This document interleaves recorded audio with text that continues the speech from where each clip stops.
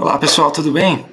Hoje eu queria falar com vocês, no nosso Insight Inteligente, sobre a questão das criptomoedas. Muitas pessoas entram em contato conosco, amigos, clientes em potencial, perguntando sobre as criptomoedas e todas essas incertezas que envolvem essas moedas. Então a gente vê aquelas rentabilidades de 800% em um mês, aquelas rentabilidades de milhares, de percentuais aí ao longo dos anos, na realidade.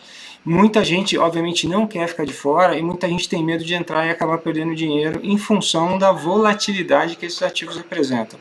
Então eu queria falar um pouquinho da natureza dessas moedas. Eu venho estudando essas moedas, eu venho, na realidade, comparando elas com outros investimentos, a gente já escreveu alguns artigos sobre elas, e à medida que esse mercado evolui, você acaba tendo uma visão melhor da questão desses ativos, Eu acho que o presidente lá, o fundador da Tesla, ele acabou fazendo um comentário aí no final de semana sobre uma dessas criptomoedas, o que fez que ela caísse abruptamente. Então ele falou bem da moeda na semana passada, ela explodiu, ela aumentou em termos de valor. Aí ele falou um pouco, falando que o pessoal que tinha, na realidade, criado essa moeda era um pessoal muito desorganizado, que os processos deles eram desorganizados, aí a moeda caiu um monte também por causa de comentário de um empreendedor. Obviamente um empreendedor aí de bastante sucesso. Então o que acontece?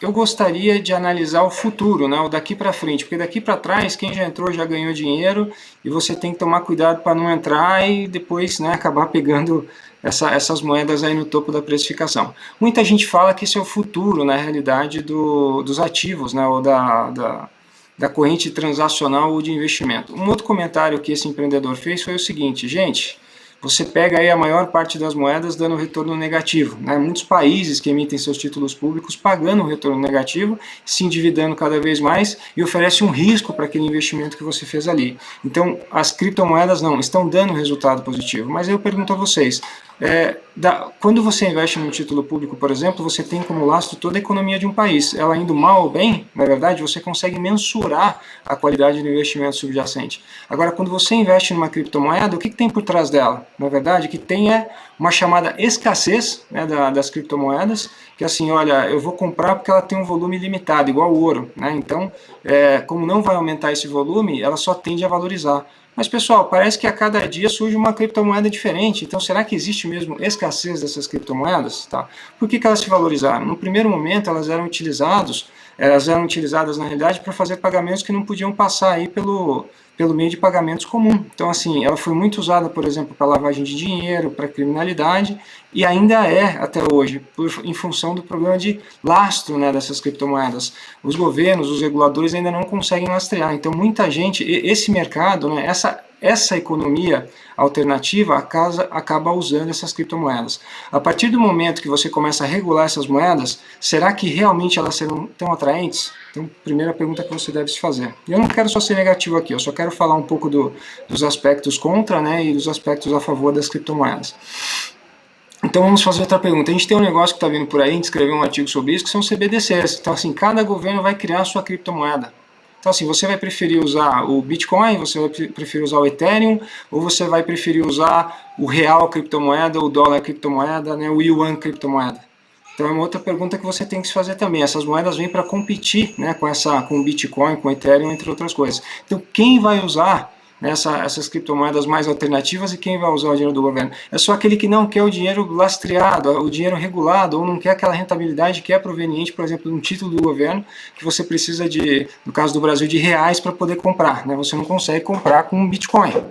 Mas cada vez mais a gente vê o mercado institucional acreditando nessas moedas, as empresas começando a aceitar, entre outras coisas. Então é um momento muito incerto.